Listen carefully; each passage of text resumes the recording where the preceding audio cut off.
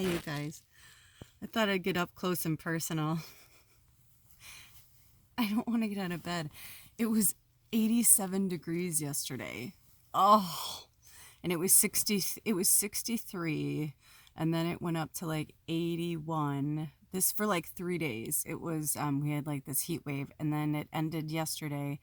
The heat wave started on Friday, and then it ended yesterday at 87.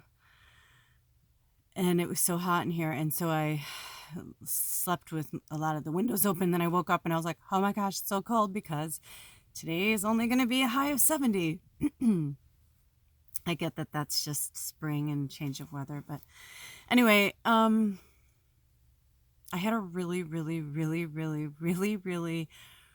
tough week. Really tough week. The whole week of the full moon was just like, it was just one thing after the other, after the other, after the other, after the other. I had some great highlights. I got to work with one of my favorite sisters, and I got to work with my shaman for 4 hours. That was amazing on Friday. That was quite the kickoff to the weekend, actually. And that was the irony, is that I had such a rough week. My moon's in Scorpio, so the full moon was in Scorpio. And when I say rough week, I mean like I cried so much. I purged so much. I colored my hair again. It's green and blue. I actually did that on Beltane, but like it's basically since Beltane. It really was like a full week of just like craziness. And I cut my hair. I really wish I could have put it on video for you guys. I tried so hard to find like a way to put the camera, and Ed wasn't home. But I learned how to cut my hair through a tutorial on YouTube, and it was so easy, and it totally worked. And so I was really proud of it. I'm really actually proud of my hair. So I'll post pictures and video. I had, after it was done, I had, after I colored it, I had I'd take some video. But anyway, I took video and pictures on Beltane. I just haven't posted things because like I've been so melancholy. I've been working through so much shit. But the upside of that is I've finally started writing again. And you guys, I am like 25 words shy of like 45,000 words. I am officially 5,000 more words. I'm officially a novel. But it's okay. I've already given up that, like, you know, remember last year I was like, oh, it's going to be done by the end of the year. It would have been if I just kept it that way, but the book's changed and evolved, and as we are all changing and evolving, and it's been a good practice for me as a new writer.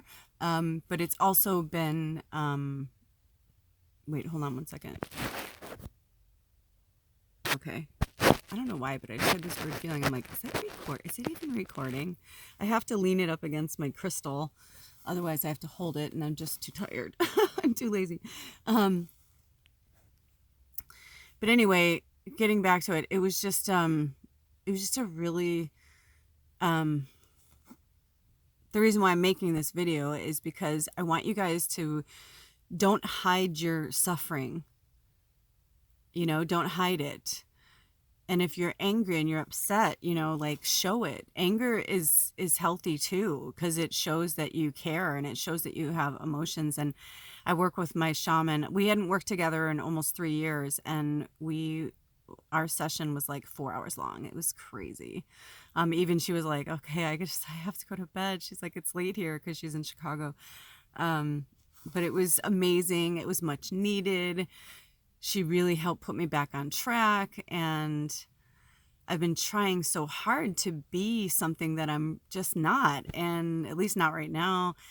And so I think I just, you know, needed to touch base with her and get like kind of like a green light that, like, you know, I'm okay and everything's okay.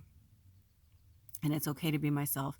And it's funny because everything I tell you guys, in fact, at one point I go, you're not telling me anything I didn't just talk about in my last 3 readings. I'm like, the balance of the divine feminine, you know, all these things. And I was like, you know, and then she goes, well, look at there. Like, you know, like you're right on track. Like, you're exactly where you're supposed to be. But it's just hard it's so hard, because I feel like I get to a certain point, and it's just such a muggle mentality to think that I'm just going to get over something and, you know, and never revisit it. because each time we revisit something, we learn something more about ourselves and the people and the situation, or the situation itself. So after having this long and very arduous week, the sun came and the warm weather came, and it was really cool because I did a lot of house cleaning.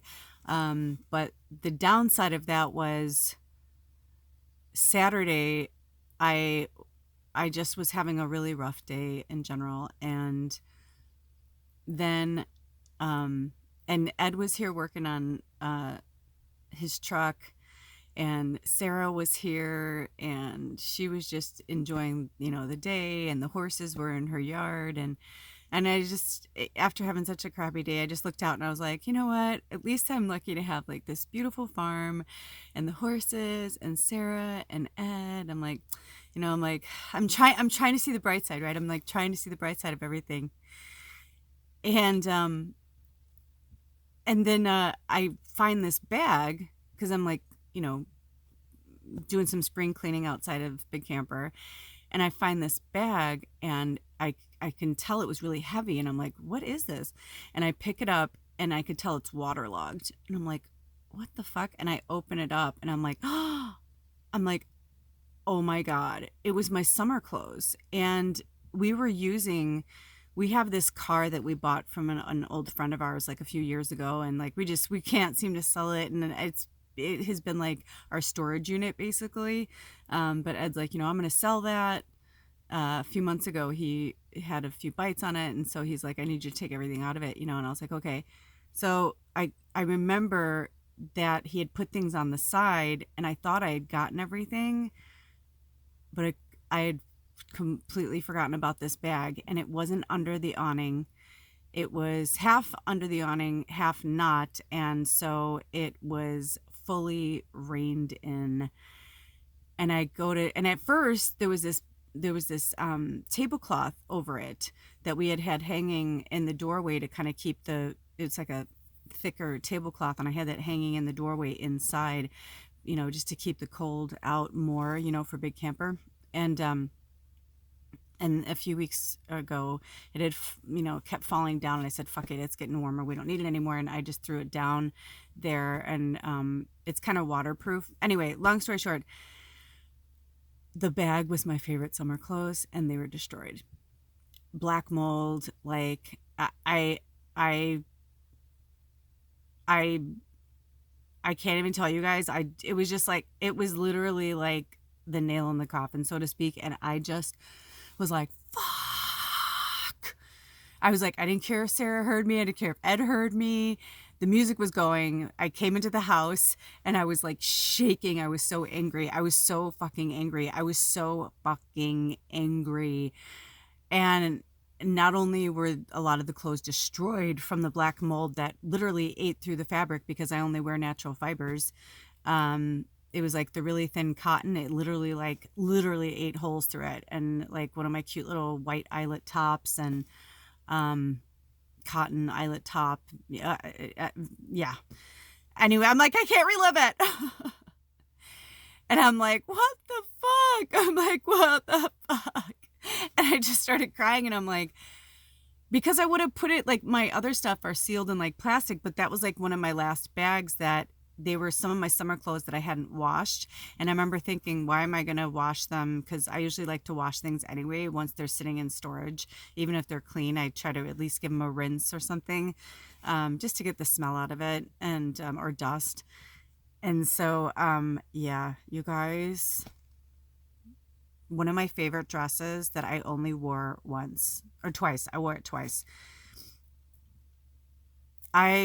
At least I got to wear it twice, and I was like, if I can get the smell out, the stains are horrid, but if I get the stains out, I can at least wear it like around the house, just like to be comfortable, because it's a cute little sundress. But yeah, I don't know. I was just like, what kind of lesson is this? I was like, I was just like, because since we moved here, I wanted to rent Sarah's storage unit, and Ed was always like, no, it's like, it's extra money we don't need. It was $100. He goes, it's an extra $100 a month. He's like, no, we'll just store things in, we'll just put things on top. And so I've already lost a lot of things because of the way Ed lives and the way he, And so part of me was like really angry with him because I was like, it's him. I'm like, he made me take this stuff out. This fucking stupid car still hasn't sold.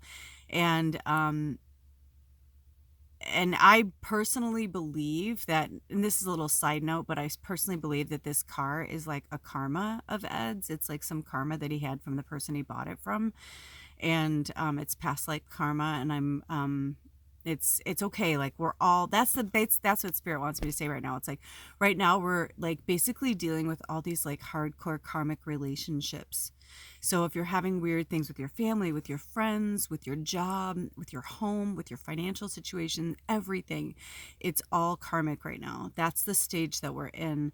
I got that message from spirit like 2 months ago, but I didn't really understand it at the time. I didn't really think about it the way that it's been affecting my life. Now I'm like, I have no choice but to think about it. You like my new bangs? I cut layers and bangs for myself. I was really proud of myself. Yeah, so that was really rough. And then of course I Google, like how to get rid of the smell, because it stank of mold. Some of them survived because they're black. There weren't holes, but I'm sure there's stains on them, but you can't tell because of the way the fabric is, you can't tell. So that was kind of cool. But I don't know if I'll be able to get the smell out. So I did everything they told me to get the smell out. I tried 3 different ways. I got most of the smells out, but I haven't washed them yet. And that was part of the reason why I was so angry, is because we don't have a washer and dryer. And we've begged Sarah since we moved here and to let us put a washer and dryer in somewhere and anywhere on the farm. We don't care, just so that we don't have to go to the laundromat all the time. And this last spring, I thought she was going to finally let us. And then she changed her mind again and said no. And when I was just like, I'm like, I can't do it. I'm like, I need a fucking house. I'm like, I need a fucking house. And it was funny because after 4 hours of talking to my shaman, Layla, she's like, so the bottom line is, she's like, you need a fucking house. She's like, you need a room for this. You need a room for this. She's like, there's nothing wrong with that. She's like, manifest it. She's like, you're one of the greatest manifestors I've ever met. I'm like, I know. I'm like, I've been manifesting it. She's like, but and she like gave me all these tips, and it was so cool to like have her kind of mirror back to me a lot of the things I say to you guys and a lot of the things she's taught me before. But the one thing that happened was after like I started bringing the clothes in and I'm soaking stuff and whatever, I wanted to back up a little bit. Ed comes around and I'm kind of mad at him. And we'd already been kind of like sparring a little bit. Not bad, just like both of us just kind of feeling like cabin fever and all that. And even though the heat is nice, it's like when you're not used to it, it's hard to go from 63 to like, 85 like that fast. It's anyway. So no, the spirit's like, no, back up. I'm like, oh yeah, that's right. So Sarah gets up and she sees me like, walking around, and I'm like kind of kicking dirt, and I'm like frustrated or whatever. And she's just standing there. I think she's waiting to see if I'm going to talk to her or not. And she goes, hello. And I go, you don't want to talk to me right now. I'm like, I'm really cranky. I'm like, I'm really cranky right now. I'm like, you don't want to talk to me. And she said, oh, okay. And she goes, are you okay? And I said, no, I'm not okay. And then I told her about the clothes, and she goes, it's okay. They're just clothes, honey. She's like, they're just clothes. And I go, no, they're not. I go, almost every single piece of my clothing, if I didn't buy it before I moved into this camper, I'm like, has been hand-me-downs through my friend's store, through my friends. I'm like, everything I wear pretty much is people gave them to me, because I was just like, oh, again, they're just clothes. I don't need anything, because I've been learning attachment, and I've been learning like to just, whatever. And I said, these are the first clothes that I said I actually bought myself a few years ago before I went home for, my niece's wedding. I said I spent $150 on clothes. And I said, I haven't done that in a really long time ago, but I had to, because I was my size. I didn't fit in the things that I used to have. And I was so small back then. And I said, so, and a lot of the clothes that I bought them on purpose, because my shaman told me that I was, even though I had gotten down to 88 pounds, she said, you're going to gain some weight back. So I was very conscious to buy clothes that I could grow back into, And so that they were expandable, or they could be adjusted. And so I said, no, I'm like, these are like my best summer clothes. I go, I barely had summer clothes before. I go, these are like my best of my, like, I go, I can't. I go, it doesn't matter. I'm like, I can't. I'm like, and then and I was also at that place where I'm like, I didn't want to explain myself to anybody. I was just like, like, leave me alone. But she's so sweet, she was just making sure I was okay. And she goes, oh, and then she kind of like stopped for a minute and she looked around. And then I was like, what is she? And then she goes, forget it. And I'm like, what? And she's like, nothing. So I'm soaking things. So I get back to this. And then I'm soaking things. And Ed comes around the corner and he's like, so did Sarah tell you? And I was like, no. What do you mean? I go, no. And I remember thinking, she looked like she wanted to tell me something. He goes, the horses are leaving tomorrow. I'm like, what? I'm like, what do you mean? And he goes, well, I guess it's just going to be easier for them to try and sell them, at their farm. So they're going to start doing showings. And so they're going to do like a showing once a month, like until they sell them. And he has a showing on Mother's Day. And so I was like, okay. And I just like, and then I looked at him and I'm like, and I started crying again. And I come in the house and I'm like, what the fucking fuck? I'm like, what the? I'm like, you really are trying to push me out of here, because one of the things my shaman, I was telling her, I'm like, everything keeps breaking in the camper. And I'm like, I can't live here, Layla. I'm like, I can't do this anymore. I'm like, I can't clamp anymore. I can't live in this small space anymore. I'm like, I feel claustrophobic. And I was like, freaking out. I didn't really cry. I was really proud of myself. But with Layla, I didn't really cry. But yesterday was like, I felt like it was just like the culmination, or that day, Saturday, was just like the culmination of everything, where I just like broke down. And once I had a good cry, once I screamed and yelled and punched things, because Layla said that's actually healthy, and I've been trying to be like this, like, I'm just gonna work it out through meditation. And she's like, no, she's like, anger is healthy. It's a good part of release. She goes, if you're doing it in a healthy way and you're doing it by yourself, don't take it out on you. And I go, that's what I usually say to people too. So yeah, so that was Saturday. And then even at one point, like, I went out and sat with Sarah and we took a break and we talked for a long time, and it was really nice. And I just told her, I was like, I said, I just can't anymore. I said, I'm not mad, that we can't have laundry. I get it. I go, but like, a lot of that stress would have been alleviated if I could have just thrown them in the washer, but we don't have a washer. And Ed was like in the middle of, working on this truck that he's been trying to work on for a long time. He's been rebuilding this engine, and and he's been working, and I just didn't want to be like, can you take me to the laundromat on a Saturday so I can like wash these clothes? So I had to do everything by hand. And then of course I hadn't done the dishes from the day before, and with our tiny sinks I had to take everything out, but I was like, do I do the dishes first? And it's just like that kind of thing. I feel like everything in my life has to, like, one thing has to swap for another thing, and I'm just tired of that. Like, there's so many, I just feel like there's constantly like an obstacle, an obstacle, an obstacle, an obstacle, an obstacle, an obstacle, an obstacle, and I feel like I'm the only one that can remove the obstacles. That, and I chose to walk this path with Edward as well, and it's like I feel like I'm in a certain place where like I'm ready to go, but he's not ready. And if he's not ready and we're moving together, then it's like, and then that, like, I started thinking about that, and I was like, do I need to go live on my own for a little while? Because the other day when I was writing, I actually was like writing for the first time again in like forever, and I was so into it, and I'd hit this groove, and I was crying a lot because I was writing about my dad. It was really tough. It's coming up on 6-year anniversary of my dad's death this month. And so it was like really good. It was really cathartic, but I was in this like great place where I was like, I felt really good about my writing and I was doing really well. And then like Ed came home, and I didn't know he was coming home. He told me he was working and he was going to be gone all day. And usually he's good about texting me, but he didn't. It was weird. And, or if he did, I hadn't seen it. I don't remember. But either way, because I was, I thought he was going to be gone. He told me he was going to be gone the entire day. So I wasn't, tethered to my phone. I was on my laptop. I was writing. I was listening to music and writing. And he comes in and he's like telling me his whole story and like what happened with this job. And I'm just like, and I just looked at him and I go, you know, dude, I was writing. I'm like, and it was the first time I've been able to write in a really long time. And I'm like, I'm gonna lose my fucking mind. I'm like, I feel like I just feel like no matter what, that's why I haven't been doing readings or spirit work, because I'm really not in it right now. Right now, I'm just trying so hard to like get the house, you know, take care of my house and move and get my own space together. And did you hear that? My own space. Freudian slip.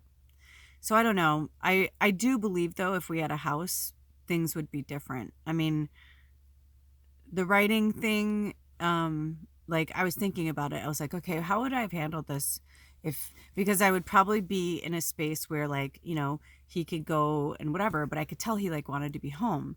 But if we had another, like if I had another room, I can go sit in that room and write, you know, and he could do what he needed to do and I could put my earplugs in and, you know, like it would be fine. But it's like when we're just here, it's just hard. It's just everything's just becoming increasingly more difficult. I don't have to tell you guys, especially you people with kids. I don't even know how you're doing it. I don't even, honestly, like my hat goes off to you guys, because I'm barely handling it with like Sarah being home all the time and Ed being here and me and Bubba and the neighbors. And then you know, Sarah got new chickens and bunnies. And so, like, the other neighbors on the other side, who I love, by the way, we love them. I don't mind that they're here, but it's just like they've been here a lot and their kids have been here a lot. It's just, there's just constantly people around me. I feel like I want to lose my fucking mind. I'm like, I need to be alone. I'm like, I need to just be somewhere. So, by the way, I'm going to put this out there into the universe. If anybody goes on vacation or if they're going anywhere and you need me to house sit or animal sit, please let me know. I would, if it's within, you know, 2 hours driving from where I'm at in the Olympia area, I would totally be down to do that, because I can feel that the writing wants to come and I'm working hard at it, but it's been difficult because I find I'm that writer that I really need. I need everybody out of my fucking space, like completely. You know, I don't want to see people. I don't want to hear people. I don't want to be around people. Animals are fine. But yeah. So then Saturday night, Ed and I, we went and spent time with the horses and fed them apples, and I bawled my eyes out. You'll see video and pictures. I just, especially Gandalf and Charger. Charger and I like had this, even when he was leaving yesterday, I'm going to try not to cry. I wasn't going to look at them. I didn't want to look at them because I was just like, if I look at them, I'm going to get upset. Because they're not my horses. And even if I wanted to buy them, where would I put them right now, you know? And if they were meant to be my horses, then they would, right? But they were, I saw two of them getting into the horse trailer, and at first from the back, I thought, oh, there's Charger. And then all of a sudden, like, I heard, hey, and I looked over and Charger was like on the other side of the driveway, and I just like, we like caught eyes. And I was like, oh no, so it must have been Taz, because Taz and Charger from the back can look, depending on the lighting, can look very similar. In the sun, Taz has like this copper to his coat that is so fierce that Charger's more chestnut. But anyway, he just looked at me with this eye like, it's gonna be okay. He's such an old soul. It was so my friend. And I just looked at him and I was just like, I know. And I was like, and it was funny because before they left, I ran out there to say hi to them and wave to the owner. He's really, really sick. And so I didn't want to go towards the car, and I don't believe I have the virus, but just in case, I wouldn't want to, I don't think I could get it anyway. But, I just like saw him through the window. I was like at him and giving him, like air kisses, 'cause he's the sweetest man. And I kind of like gave him a little bow, like, thank you for these horses, like, thank you for everything. And I went over to the ladies and I said, hey, I'm like, if they don't sell, let us know. I'm like, because I'm really interested in Charger and Gandalf. I go who we call Chase, and Charger I call Blaze, and And she said, okay. And she goes, yeah. She goes, I mean, we're showing them today. She goes, but if they don't sell, you know they're coming back, right? And I was like, I go, yeah, I know. Sarah told me that. And so yesterday, after they left, I asked Ed if he would stay away because Sarah was working 24 hours at her job. And so I said, after the horses left, I was so excited. I was like, oh, I finally have some time to myself. I probably had like 2 or 3 hours to myself, and I was like cleaning, like just airing out the rugs and just like really deep cleaning the house. And it was hot as fuck, but I was just like, it kind of felt good, to like be in the heat and to like, air out the house really well and just like, hang everything on the lines and like, beat out the rugs and all that. It was really nice. So Sarah comes home and I was like, hey, I'm like, what are you doing home? And she's like, my lady died. And I was like, oh, I said, that's so weird. I go, I heard a siren earlier and I thought how horrible if somebody lost their mother today on Mother's Day. And she said, yeah, she goes, she goes, it actually wasn't horrible. She goes, her daughter and her granddaughter were sitting with her. She goes, it was the most beautiful thing. She goes, it was a beautiful passing. She goes, I felt, like felt blessed to be a part of it kind of thing. And I was like, oh, that is kind of beautiful that they'll always remember that they were with her and that she, went peacefully. And she's been really, really sick and had dementia. So it's a blessing that she left. So it was really, I'm getting emotional for them and I don't even know them, but I was like, wow, how cathartic that must have been for them. And then after that, Sarah said, hey, all the horses sold. And I was like, oh my God, it was like within 24 hours, they were just gone out of my life. These horses I just spent the last year with, I know we weren't with them over the winter, but I felt blessed to have them again for another month and a half. It was cool. So it's just been a really long week. So don't deny your feelings. So like, don't deny your feelings. Let them flow, even if they're not pretty and even if they're tough. This farm has taught me so much about attachment. And then after that, I was like, fuck. I just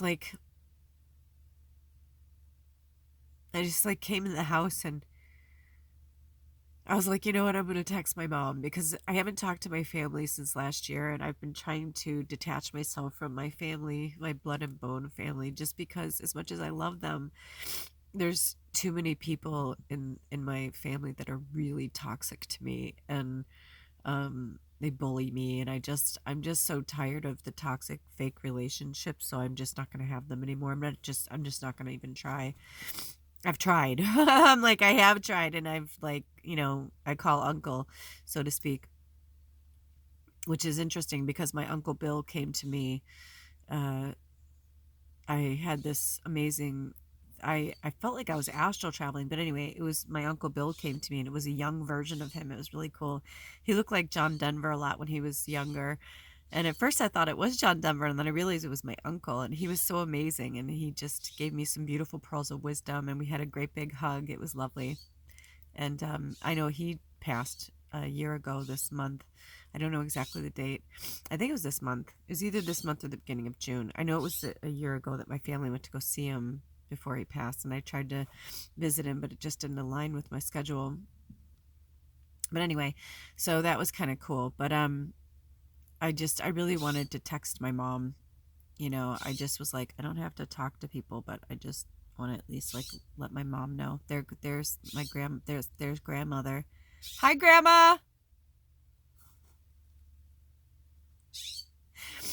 This corvid, this beautiful blue jay, has been visiting me. There's been 3 of them that have been visiting me for over a month, but this particular one, who I call grandmother, has been visiting me every day, several times a day on the regular. And I was doing a reading for one of my sister friends last week, and her grandmother came through this bird as well. It's really wild, but I definitely have been feeling like this bird is like my grandmother, my aunt, just like family member. I'm like, look at my one side of my head is completely smashed. That's why I'm like this, because it's so bad. My hair, I don't even care. Bed hair, don't care. But I turned on my phone and like one of my other nieces is pregnant. My mom sent me pictures of my other niece's baby, and I just like started bawling because I'm just like, this attachment thing is really hard because it's like all I ever wanted was to be accepted by my friends and my family, and then I wasn't a lot of the time, and when I wasn't, then I just became the chameleon and then molded into whatever they wanted me to be to make them feel comfortable. And so the crying was that I just realized, like, I've always wanted to be closer to my nieces and nephews. I always wanted to have a closer relationship with them, but I realized at a young age that that was going to be very limited. And so now watching them have babies and watching them have families and not being a part of it is like ripping my fucking heart out of my chest.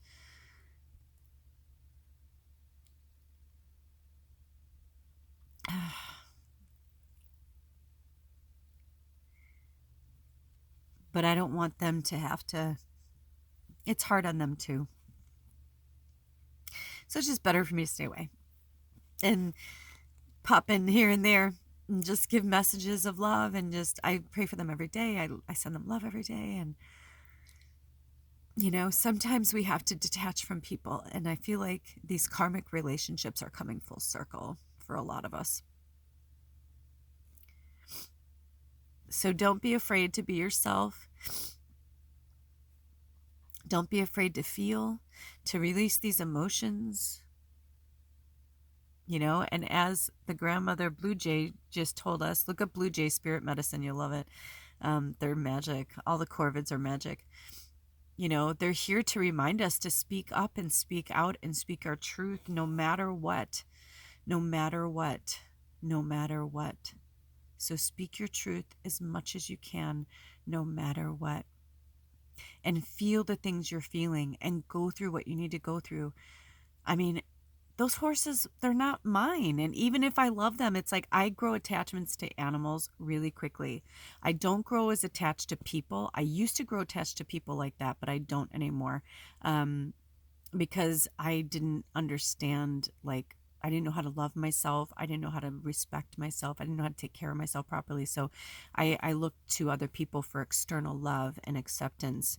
And now that I'm loving and accepting myself more, I realize I'm like, I don't want these people in my life. Even just the wording in some of the text messages that I got yesterday, I just was like, wow, like they don't even realize, like they don't even realize, like, and I know that they're just speaking their truth, right? Like they're just speaking their truth. Everybody's just, trying to speak their truth. Oh, look at now grandmother comes. She's right here. She's like right in front of me on the branch.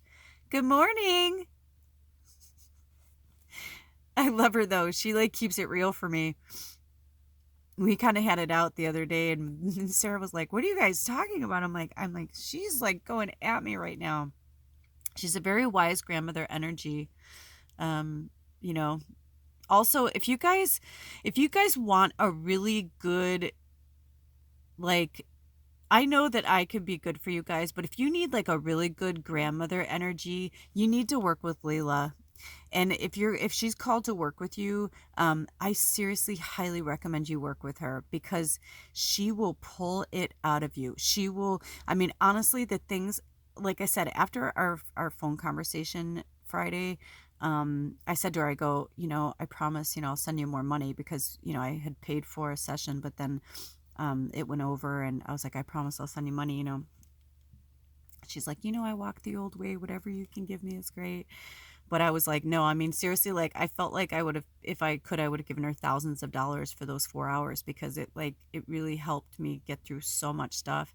And I don't think I could have got through the weekend with, and I know they're just clothes, but it's just, and I know they're just things and attachments, the clothes and the horses, but it's like, but it was also like frustration, because I've been allowing Ed's lifestyle to take over my lifestyle. And we kind of had a come to Jesus moment about that. And we had a little falling out yesterday.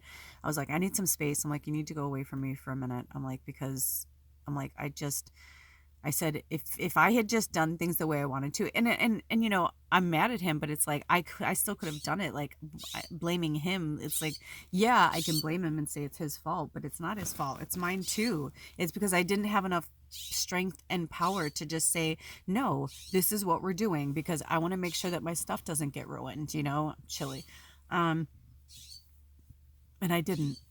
I didn't speak up for myself. And none of his shit's ruined. That's why I said to him, I go, why is it that everything that gets ruined in this place is usually mine? You know, I was like, what's that about? You know, I'm like, what's that about?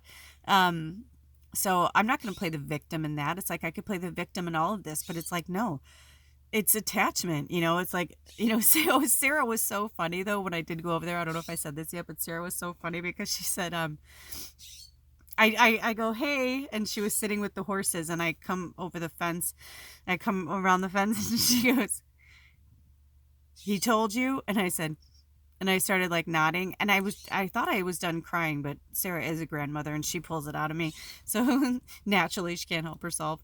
She's just so loving and open, and I was like, yeah. And I started petting the horses and hugging them and kissing them. And Sarah's like, yeah, it threw me for a loop too. She goes, these are good boys. She's like, I'm going to miss these guys. I'm like, me too. I'm like, they're so awesome. She goes, yeah. She goes, I hope they go 2 by 2 or somebody takes the whole herd because they've been together for years.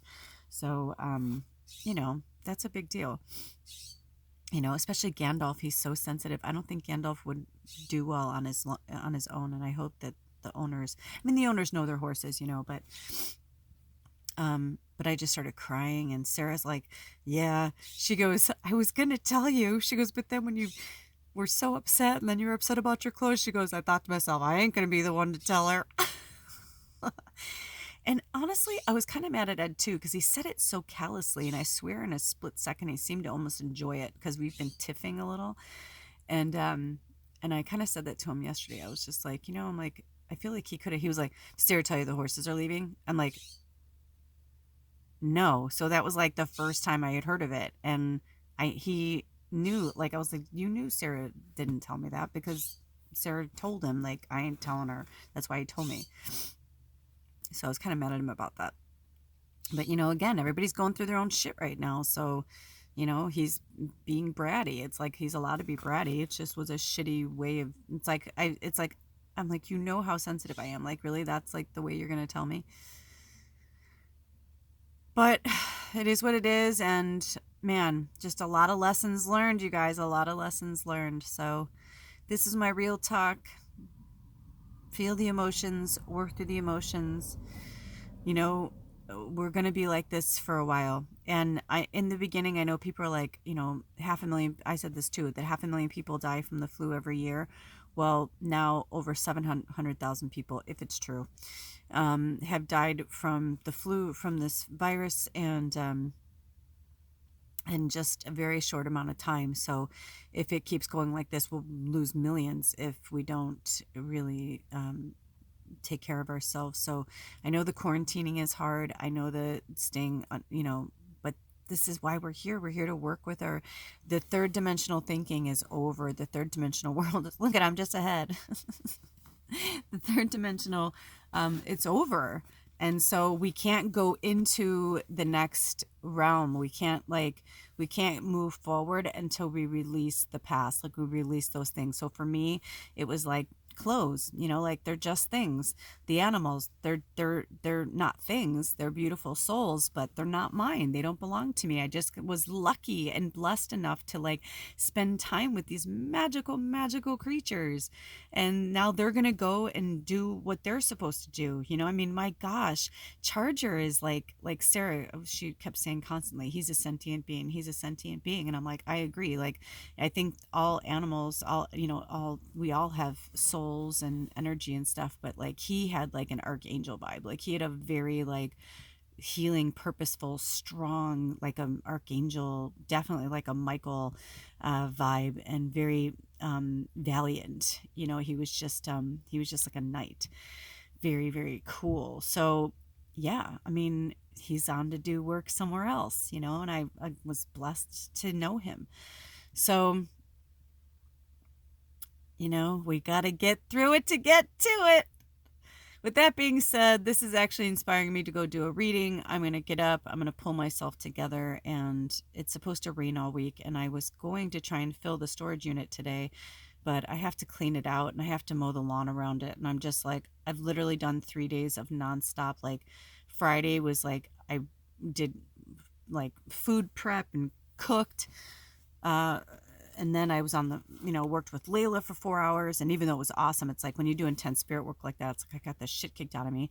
And then Saturday was like nonstop, like crying and just emotional with the horses and like my clothes. And then yesterday was like cleaning the house. So I think today I'm just going to work on spirit work, and I'm putting a little package together for a beautiful friend of mine who needs a little extra love this month. It's a tough month for them too. So anyway, with that being said, I will talk to you guys soon. If you've gotten this far, thank you for listening. Thank you for being part of our tribe. And I love you. And love yourself and be gentle with yourself. Grandmother says, be gentle with yourself, be gentle with your loved ones, but work out those emotions in the healthiest way possible that works for you. Don't hurt anybody mentally, physically, or emotionally in the debris, because you can't take it back. Remember that. You can't take it back. All right. I love you. Blessed be. Aho.